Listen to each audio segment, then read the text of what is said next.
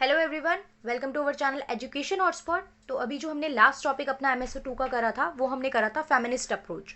Next जो important topic या जिसमें आप लोग को बच्चों को काफ़ी डाउट आ रहा है वो हम देख रहे हैं एम्पिरिकल अप्रोच। अभी दो चार और टॉपिक हैं जो मल्टीपल टाइम रिपीट हुए हैं और आप लोगों को डाउट भी है, वो भी अभी नेक्स्ट वीडियोस में हम लोग कवर करेंगे। तो एम्पिरिकल अप्रोच देखिए क्या है, नाम एम्पिरिकल से बस ये एम्पिरिकल वर्ड आ गया, हमें वर्ड देख के थोड़ा सा डर लगने लगा, बट बहुत सिंपल चीज़ें हैं जिसे हम पहले भी बहुत बार डिस्कस कर चुके हैं। देखिए, रिसर्च क्या है, किसी भी चीज़ के बारे में इन डेप्थ एनालिसिस मैं ऑलरेडी रिसर्च पे स्टार्टिंग में वीडियो बना चुकी हूँ, जो फर्स्ट आपके प्रॉपर एमएसओ 2 की स्टार्टिंग की बनाई है, वो एक बार देख लीजिए, वहाँ पे क्लियर हो जाएगा। तो एम्पिरिकल अप्रोच की अगर मैं बात करूँ तो एम्पिरिकल अप्रोच में जब आप रिसर्च करते हो और आप जो भी इंफॉर्मेशन गैदर कर रहे हो, कोई रिसर्च करोगे तो इंपॉर्टेंट पार्ट क्या होता है, data collection is the important part ना। आपको डेटा को कलेक्ट करना पड़ेगा, और जब भी आप डेटा को कलेक्ट कर रहे हो अपने ऑब्जर्वेशन से, मतलब आप खुद के ऑब्जर्वेशन के बेसिस पे या आप कोई एक्सपेरिमेंट कर रहे हो उससे आपने इंफॉर्मेशन गैदर की है, ठीक है, और या फिर आपने कुछ चीज़ एक्सपीरियंस की है खुद, दूसरों की सुनी सुनाई बातें नहीं, जो आपने खुद से एक्सपीरियंस की है, एक्सपेरिमेंट की है या ऑब्जर्व की है। तो इन सब तरीके से जब आप इंफॉर्मेशन या डेटा गैदर कर रहे हो तो उसे हम क्या कहते हैं, उसे हम कहते हैं एम्पेरिकल अप्रोच या एम्पेरिकल रिसर्च। वहीं जब आप खुद से नहीं स्टडी कर रहे हो, आपने कहीं और से सुना, किसी और का रेफरेंस जो है वो यूज़ करके यहाँ पे प्रेजेंटेशन की है, तो वो नॉन एम्पिरिकल अप्रोच हो जाती है। यहाँ पे हम बात करें किसकी, एम्पिरिकल अप्रोच की। तो the word empirical denote information gained by way of observation, experience and experimentation. अब एम्पिरिकल अप्रोच में जो भी हम फैक्ट या डेटा जो भी कलेक्ट कर रहे हैं वो observation and different method of data collection के थ्रू जो है वो करते हैं। डेटा कलेक्शन सिंपली क्या होता है, कलेक्टिंग द इंफॉर्मेशन। अब इंफॉर्मेशन कलेक्ट करने के मल्टीपल तरीके हो सकते हैं, वो क्वेश्चन बन जाएगा हमारा मेथड्स ऑफ डाटा कलेक्शन या सोर्सेज ऑफ डेटा कलेक्शन। अभी इसी वीडियो में लास्ट में हम लोग देख लेंगे कि क्या तरीके होते हैं डेटा को कलेक्ट करने के।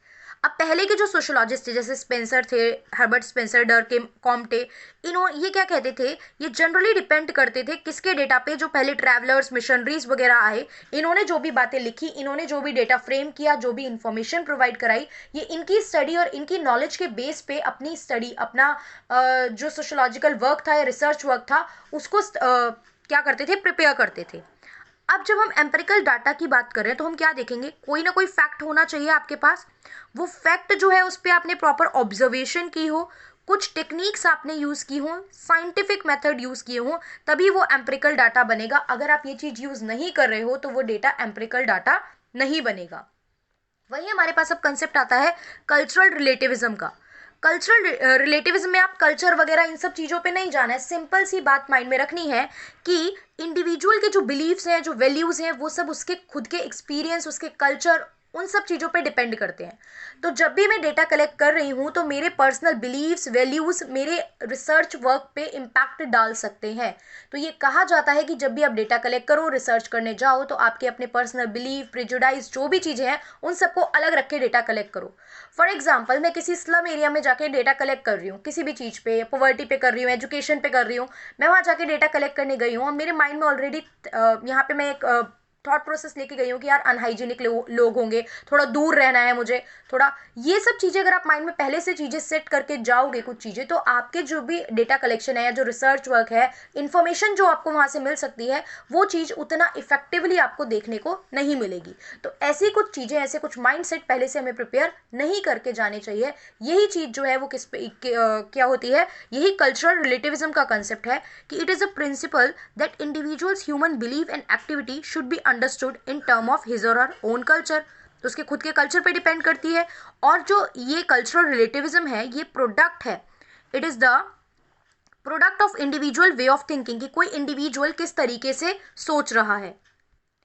तो इस कंसेप्ट के अकॉर्डिंग, कल्चरल रिलेटिविज्म के अकॉर्डिंग, जो हमें डेटा कलेक्ट करना चाहिए वो किस किस चीज़ के एब्सेंस में करना चाहिए, प्रिजुडाइज नहीं सेट होने चाहिए पहले से, बायसनेस यानी मैंने बताया था भेदभाव नहीं होना चाहिए कुछ भी सेट, इमोशंस आप अपने इमोशंस को ऊपर नहीं रखोगे चीज़ों में, ठीक है, प्लस एथिकल कंसेप्ट को हमें माइंड में रख के सारे जो भी डेटा कलेक्ट करोगे वो सब करना चाहिए। एथिकल क्या, अभी देखेंगे इसको भी।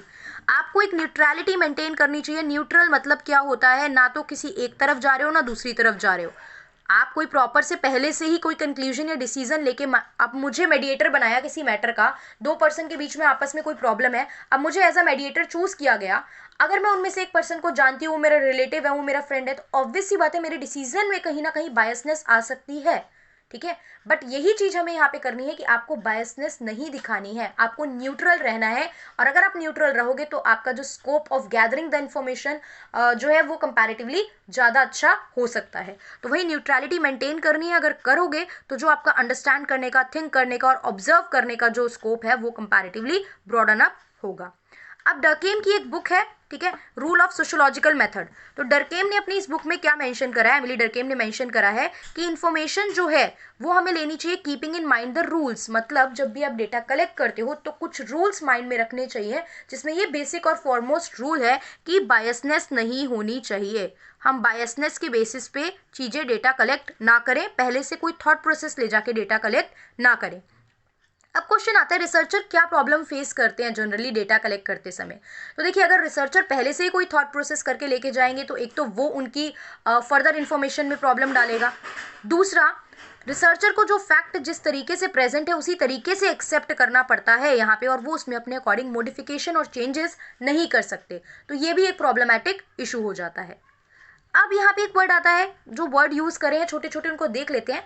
एक वर्ड है आपके पास कॉमन सेंस और एक है नेचुरल साइंस। तो जब हम इंपेरिकल स्टडी की बात कर रहे हैं तो जो आपकी इंपेरिकल स्टडी है ना वो नेचुरल साइंस पे बेस्ड है, क्योंकि ये साइंटिफिक है, क्योंकि आप सारी टेक्निक यूज कर रहे हो, उनको प्रॉपर क्रॉस चेक कर रहे हो। और वहीं कॉमन सेंस की बात करें तो ये नॉन साइंटिफिक होता है, जनरल फैक्ट्स वगैरह, जो भी जनरल फैक्ट्स और इन्फॉर्मेशन मेंशन है हमारे पास वो सारी किस में चली जाती है, कॉमन सेंस में चली जाती है, ठीक है। और बाकी चीज़ें क्या होती है, नेचुरल साइंस में विल डू द रीजनिंग, हम रीजनिंग करेंगे, क्वेश्चनिंग करेंगे। साइंटिफिक का मतलब हम मल्टीपल टाइम देख चुके हैं, पॉजिटिविज्म, अगस्त कॉम्टे, ये सारी चीज़ें बहुत बार देख चुके हैं, ठीक है। अब एथिकल वर्ड की बात करें, एथिकल होता है एक कंडक्ट जिसमें हमें राइट एंड रॉन्ग के बीच में चूज करना पड़ता है। अब एक person to person ethics differ कर सकते हैं। जो चीज़ मेरे लिए हो सकता है गलत है, दूसरे पर्सन के लिए वो चीज़ वहाँ पे बिल्कुल सही हो सकती है। तो एथिक्स को डिटेल डिस्कस नहीं कर रहे हैं, बट हाँ यहाँ पे एथिकल वर्ड हमने यूज़ किया था कि डेटा कलेक्ट करते हुए हमें एथिकल भी रहना चाहिए। मतलब ऑनेस्टी, फेयरनेस और इक्विटी की बात यहाँ पे की गई है। ऑनेस्ट रहना चाहिए, फेयर रहना चाहिए और इक्विटी मेंटेन करके काम करना चाहिए। अब sources of data collection, bar bar data collection use कर रहे हो, तो डेटा कलेक्ट होता कैसे है। मुझे किसी रिसर्च पेपर रेडी करना है, मुझे रिसर्च वर्क करना है, तो मुझे इन्फॉर्मेशन तो चाहिए। वो इन्फॉर्मेशन मेरे पास तक आएगी कैसे। तो यहाँ पे हमारे पास ब्रॉडली दो तरीके हैं डेटा को कलेक्ट करने के। एक है प्राइमरी सोर्सेज, एक है सेकेंडरी सोर्सेज। अब एक एग्जाम्पल, अगेन एक क्लासरूम का एग्जाम्पल लीजिए। एक क्लासरूम में मुझे कुछ स्टूडेंट के मार्क्स की डिटेल चाहिए। मैं गई, मैंने स्टूडेंट को बोला, मैंने स्टूडेंट के नाम उनको बुलाया, उनका नाम लिस्ट करा और साथ साथ में मैंने क्या करा, उनका जो प्रॉपर नेम के आगे उनके मार्क्स रिकॉर्ड कर लिए। एक तरीका ये था। दूसरा तरीका, अगर उनके क्लास टीचर या उनके स्कूल के किसी टीचर या उनके स्कूल के कंप्यूटर रूम में प्रॉपर रिकॉर्ड उनका सबका मेंटेन है, मैंने डायरेक्टली वहां से ऑलरेडी प्रिपेयर्ड रिकॉर्ड में से उनका चार्ट या उनका इन्फॉर्मेशन जो था वो निकाल लिया, और उस मार्क्स को देख के मैंने अपनी कुछ ना कुछ स्टडी करी और वहां पे अपना रिजल्ट फ्रेम कर दिया। पहले केस में जब मैं स्टूडेंट से इंटरेक्ट कर रही हूँ, मैं स्टूडेंट से बात कर रही हूँ, उनके पर्सपेक्टिव पता चल रहा है, मैं उस बेसिस पे रिपोर्ट प्रिपेयर करूंगी।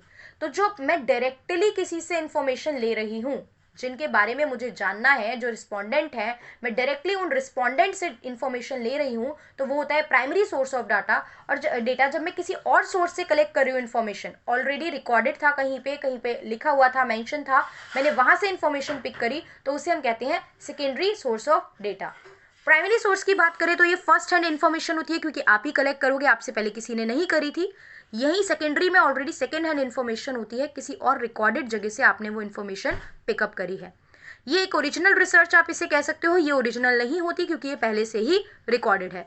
कुछ इसके एग्जाम्पल सिर्फ नाम यहाँ पे मेंशन कर रही हूँ, इनके बारे में बहुत डिटेलिंग अलग से, इनके सोर्सेज के बारे में भी पूरी पूरी डिटेल डिस्कशन है, बट अभी वील लुक कि ओनली क्या क्या नेम है। लाइक इंटरव्यू, सर्वे जिसमें क्वेश्चनियर वाला पार्ट जाता है हमारा, ठीक है। आप इंटरव्यू कर सकते हो उस पर्सन का। सर्वे मतलब एक पर्टिकुलर फॉर्म रखोगे, आप उनसे फिल करवाओगे, इधर इन ऑनलाइन और इन द ऑफलाइन मोड में।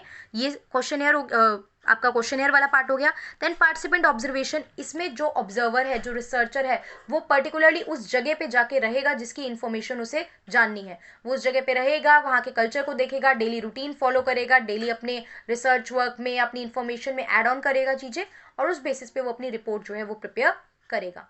वहीं अगर मैं सेकेंडरी इन्फॉर्मेशन की बात करूँ तो सेकेंडरी जब कहीं ऑलरेडी रिकॉर्डेड में से आप अपनी सूटेबिलिटी के अकॉर्डिंग पॉइंट्स पिकअप कर रहे हो, तो ये गवर्नमेंट की पब्लिकेशन, गवर्नमेंट ने कुछ रिकॉर्ड करा था पहले से, आपने उसे पिकअप कर लिया। किसी न्यूज़पेपर में से कुछ आर्टिकल आया था, कुछ पॉइंट आया था किसी का, आपने वहां से उसे कोट करा। फिर रिसर्च पेपर, किसी की ऑलरेडी रिसर्च वर्क हो रखा है, आपने वहां से यूज़ करा। किसी की ऑटोबायोग्राफी थी, आपने उसको पढ़ के यहाँ पे यूज़ करा।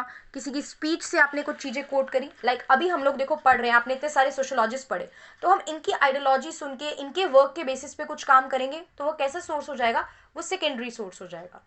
ठीक है, तो जब एम्पेरिकल स्टडी की बात करते हैं तो जब भी आप डेटा कलेक्ट करोगे, किस बेसिस पे करोगे, ऑब्जर्वेशन के बेसिस पे करोगे। मतलब आपको समझ में आ रहा है कि सेकेंडरी सोर्स पे तो फोकस नहीं देता। एम्पेरिकल स्टडी जो है वो किस पे बिलीव रखती है, एम्पेरिकल स्टडी में वो कह रहा है ऑब्जर्व करो, एक्सपेरिमेंट करो, ये सब करो, बार बार अपने जो रिजल्ट है उसकी ऑथेंटिसिटी और रिलायबिलिटी चेक करो, तब आप रिसर्च फ्रेम जो है वो करोगे। तो ये चीज़ क्या हो जाती है, ये हमारे सोर्सेज हो जाते हैं। So this is about the empirical study, empirical approach. Empirical, आपने जो भी चीज़ों का एम्पेरिकल अप्रोच को लेकर डाउट था वो क्लियर हो गया होगा। नेक्स्ट वीडियो में हम लोग कुछ साइंटिफिक स्टडी और साइंटिफिक स्टडी का क्या प्रोसेस होता है उसको कवर करेंगे। So this is all for now, thank you for watching.